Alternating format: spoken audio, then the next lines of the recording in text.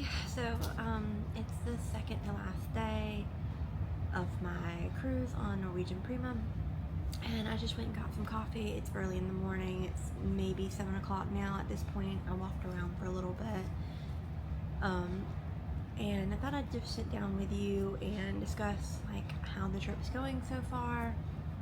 And if you're an experienced cruiser like me, I know people sometimes think, oh, I know everything, or maybe you're having similar like background thoughts as me and you don't know how to voice that to the people you're traveling with. So I just thought I'd share all that with you. So I'm sitting in St. Norman's. It's a quiet area, and like I said, just got up, got coffee, so sorry for the way I look. But yeah, so this is probably my 55 to 60th cruise, somewhere in there. I don't keep track of it. I know my mom said this was her 63rd cruise, which means I'm somewhere in the mid to high 50s. She's a little ahead of me. And overall, the cruise is going well. There's really no complaints. I had one unpleasant experience, but in the grand scheme of things, it wasn't bad experience. It was yesterday in the spa. I had the worst massage I've ever had anywhere on a Norwegian ship. At home, like I said, first world problems. Not really complaining about it. Just wasn't up to the snuff that I'm used to from anywhere. I've never even experienced that on another cruise line, so like it's not a cruise line thing. It was just maybe that girl's pretty new in her experience or don't know what it is. But again, first world problems, not, it is what it is. Outside of that, it's going good. We're having a fun time. We're in the Haven, so you know there's two aspects to what I'm about to share. And like I said, we're having a good time. A cruise is definitely what you make of it. You do as much as you want to do or do as little as you want to do. So our days look like me getting up coffee, wandering around, getting some steps in, window shopping. Even though it's the same thing every day, I still like to look, go out, walk the deck, see the sunrise, and then go back to the room, go up to the Haven, have some light breakfast, then go to this thermal spa, relax for a couple hours in there doing all the vitality spools and the different saunas, and then I go get ready for the day, and we typically have our first cocktail around that time. Sometimes not have lunch, and then we play games for the day or whatever's going around the cruise ship that we want to do. Have evening cocktails, dinner, and we either go see what we want to see on the ship or we go back and watch a movie early. And occasionally we've gone back and done another night at in the sauna. So like that's our typical day. Not the busiest of most people. Some people are doing every activity on the ship, and that's great. That's just not where we're at in our cruising life. So for me personally, this is where my mom and I are a little different right now. Cruising is starting to feel like it did for me pre-COVID, which is not necessarily a bad thing, just I'm kind of getting over it. It's the same thing all the time. The ships don't go anywhere new. It's rare that the itinerary has something rare, different, new in it. The islands are always the same. They're becoming less and less safe to get off at, and their answer to that is the islands is just building an enclosed mall right at the dock. Well, that's not seeing the country, in my opinion. That's just promoting products that are usually not even made in that country, usually made in China if you look at it. So one thing to always watch out for. I, again, not having a bad time, not complaining, just at that point where pre-COVID I had told my mom, who I travel with mostly, I don't want to do another cruise again unless it goes someplace I've never been or it's a brand new ship I'm just dying to see. And I think that's where I'm at again. So we're actually discussing canceling our May cruise on Norwegian Prima next year for 2026, and we're going to London 2 weeks prior to that cruise and maybe just extending that trip and going to spend a week in Milan. We already have the flights booked for London, so that might get tricky, but we're gonna look into it and see. And we have Norwegian Prima in May. We have just a regular room, and we got it dirt cheap, like dirt cheap. I think we paid $800 or $900 a person, like dirt cheap. And I think some of that is coming into play of what I'm experiencing as well. Like, we love going to the Haven and all of that, but in the grand scheme, at least on Norwegian, it's not feeling like it's worth the money we're paying anymore. Even for a small private area, it just doesn't feel that way. Now on this one, it has been a little bit nicer with the people who work in there have been extremely friendly, and that does play a part into it. But when I look around at what we paid, which was about $7,000, did I get $7,000 worth? Did I eat enough lobster and steak every night to count for that? No, I didn't. I could go to Cackney's every night and still come out cheaper than I am booking the Haven. You can always book a bigger balcony room and come in way cheaper than the Haven. It doesn't include the thermal spa, so that was another $375 a person each for the week, which, side note, well worth it if you even want to do it for a day or two, because they told me it's $130 a day now for a day pass versus I think it was $325 or $375 for the week per person.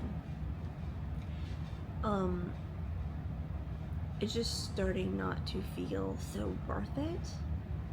The little touches are just not there anymore, in my opinion.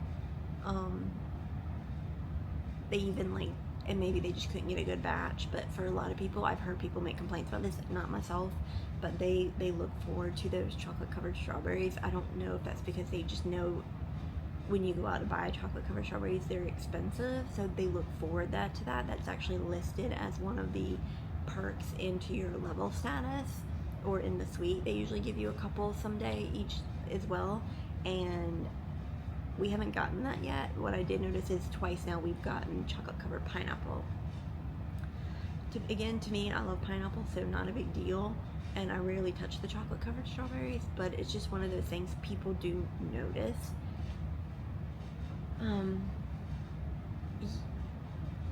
I just don't, the menu is the same every day in the Haven, breakfast, lunch, and dinner, and I know other cruise lines don't do it that way.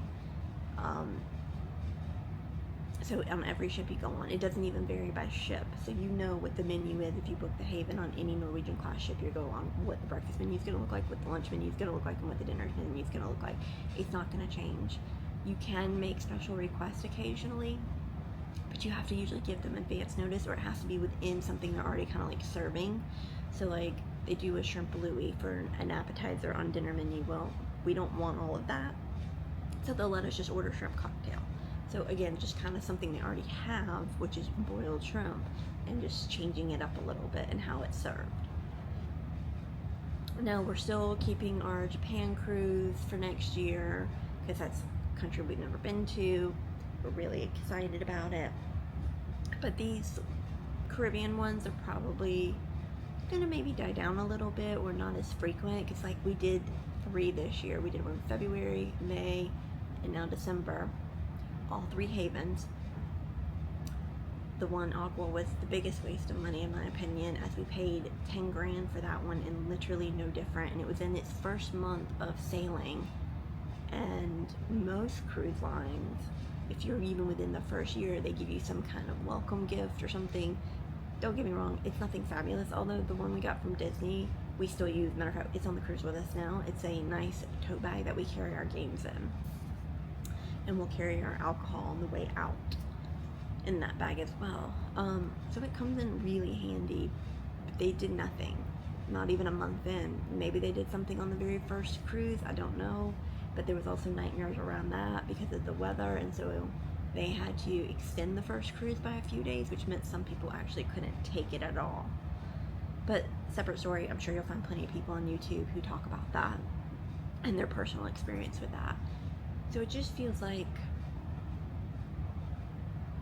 Norwegian is not doing as much for the prices that they're charging. So for example, now I have not done Celebrity yet.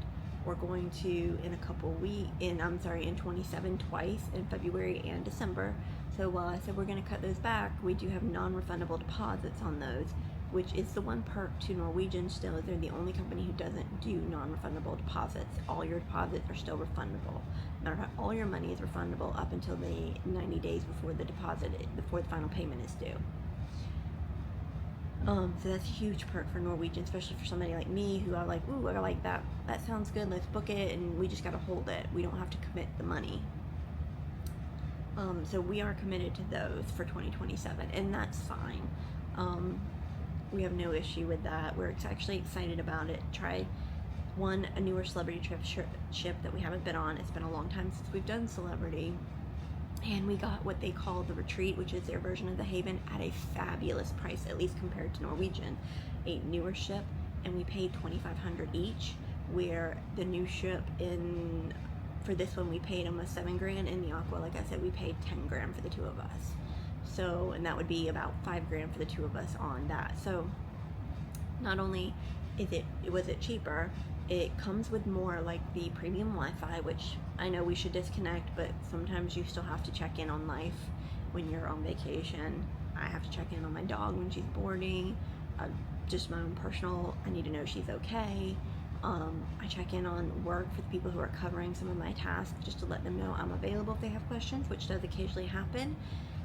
Or let them know, just checking in, saying how's it going. They say it's good, and I'm like, oh great, thank you so much, I knew I could count on you, kind of text, which is normally what happens. But yeah, I think I've started to express that feeling to my mom. My mom loves cruising, more so than me, or at least Denver really got that feeling of, okay, if we're going to spend all this money, let's go see or do something we've never done before, versus sitting on a cruise ship for another week to islands we're not going to get off and go see because we've been there, or it's still so unsafe to go. I think the only island we even get off at anymore is, there's two, St. Thomas and San Juan.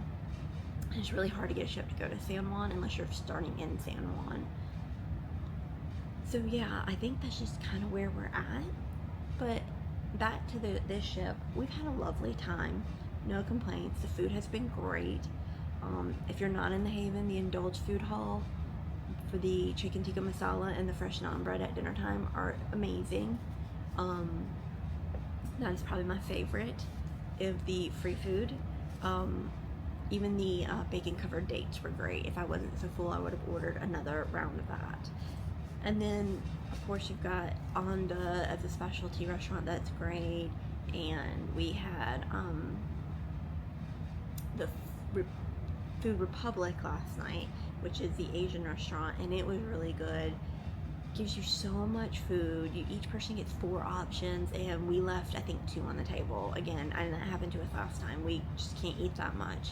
And really, we still got more than we needed to, but we just wanted to try so much that we were getting both the pad thai and the steak salad, and sharing, each eating a little bit, not finishing either one, just each wanting to have some of that flavor and that taste. But yeah, I think that's kind of where we're at, or at least I am, and I think she's starting to come around to it, or at least heard me a little bit, because it was actually her suggestion about canceling the main one, seeing where we're at, if it's possible to tack on Milan, although we've been to Milan, but we both really loved it. And we were going to go back for a week in 2027 anyways, and maybe just adding that on, since we're already, if we can. It's going to cost to change the flight, but as long as it's still cheaper than booking a whole second flight like we were flying over to Europe, then it's probably worth it. Trying to see if we can find a decent hotel. I know when I was looking at hotels for 26, just to see what a decent hotel in Milan would cost, again, seemed like it was a little bit more expensive in April, so got to figure that out. It might be an Easter thing. I need to look that up. And then see if it's doable, and see if that's possible, and just book a flight from either changing the city we leave from Milan back home, or see if we can just push out our London flight and fly from London to Milan and back to London to catch the end flight and stay a week in Milan. But yeah, I think that's where we're at right now. Not done with cruising, just looking to not waste all my money and all my vacation time just repeating things we've done all the time. And I do say that it is still nice to have at least one of these a year, these Caribbean cruises, because those European trips, they're not relaxing whatsoever. You're going, and you don't actually get to relax, especially when my mom who's retired, that's fine, but me, I'm just going right back to work. So these are still nice to have occasionally, and I won't walk away from that completely. But yeah, I think that's just kind of where we're at, and we've had a great time. We did what we wanted to do, which is relaxing, because I've had a very bad, stressful year at work, which has turned around starting in September, so that's great, and I hope it continues that way. But yeah, so I still recommend coming on Norwegian Prima, experienced or not experienced, but there might be some people out there who are kind of having the same thoughts that cruise lines just aren't changing anything. You might, they have a new water slide feature, but otherwise it's the same thing. Even in the stores on the ship, it's the same items on every ship. It's rare to see a new item that not every cruise line has. And for example, on this ship, that was Ralph Lauren purses. But I noticed that all you saved was tax, which if you are an avid Ralph Lauren fan like I have been for many years, they frequently send out coupons, and you can still get it cheaper than you could in store, than on the ship, that you save more than tax. So, be that as it may, maybe you don't have access to a Ralph Lauren or something, and this is the first time you've seen it. It's just one of those things. But then again, they had Swarovski on the ship, and I had just gone to the Swarovski store in Orlando before getting on the ship, and I would have saved money if I'd have bought it on the ship, because they did have one of the items I bought in store. So it's a flip. You never know what you're gonna find on specific items, but you can always count it's going to be the same type of item. It's gonna be Swarovski on the ship. There's gonna be Invicta watches. It's gonna be whatever $10, $15 sales they're running, that is the one-day sale of the ship, but it's on every ship every week kind of thing. The experienced cruisers know what I'm talking about. So just even those things, they just don't change. And all those high-end shops, I don't know how about you, but I think I saw, sorry about that, a worker came in here and just was checking on me. Very nice. Like I said, it was an officer. They're very friendly on the ship. But yeah, nothing's changed really on cruising for a while now in my experience. They're making it more and more expensive from what I hear. That doesn't justify the price. And I remember the days when I started cruising, I think in 2006, they still did big grand galas, every cruise, all these one-off things, and the galas, nobody got to experience that. Was at one night every cruise, which it's a lot of work, don't get me wrong. Some of this needed to be cut, or it was wasteful. Giant butter sculptures into the shapes of different animals, and geisha women, and whatever else, and ice sculptures, and shrimp galore, and buffet food. Just they would have you come down the grand staircase from the main dining room to the spread, and it was just presented beautifully. You went from that, which, don't get me wrong, could have been sized down, because I'm sure some of it, a good chunk of it, had to get wasted with chocolate buffets occasionally, and this and all that, and yeah, most of it centered around food, but some of it was just the presentation of it all, to just, I don't know, everything's the same, nothing's different. The prices are only going up, yet the quality seems to be going down. And for those who've never experienced the grand days of cruising, this seems nothing new, but when you know what those days are like, it's sad to see that they've become like any other company in the world. Money is the king, and quality goes down. I will say Norwegian's probably still one of the last few holding on to some of the quality. I'd say their food is better than most cruise lines. So I'm waiting to experience what Celebrity's going to be like on that. If they've dropped their quality or not. From what I hear, no. But yeah, that's, like I said, we've had a great time. we would do it again, although, you know, we may not be able to cancel our May. We may keep our May one on Prima, we may not, but it won't be because of that. It will be if we can add in Milan, we'll determine that. And cruising is still a nice, fully inclusive way to vacation that you can go with many groups of friends, be together as much as you want or separated as much as you want, and all get to enjoy a great time. It is what you make of it. So if you had a bad cruise, unless something specifically happened to you or you were bored, that was on you, most likely, because there's always something to do. There's always, you can bring your own things. It's what you choose to make of it. So if you go in knowing you want to have fun, you'll make it fun. And that's what we do. We do what we want to do that we know we enjoy. So if you're still in this, thanks for listening. And looking forward to the next time we get to chat. Maybe on the next one I'll finally give some information about myself. I realize I've been posting all these videos and never introduced who I am or anything like that. So maybe I'll do that on the next video. But bye!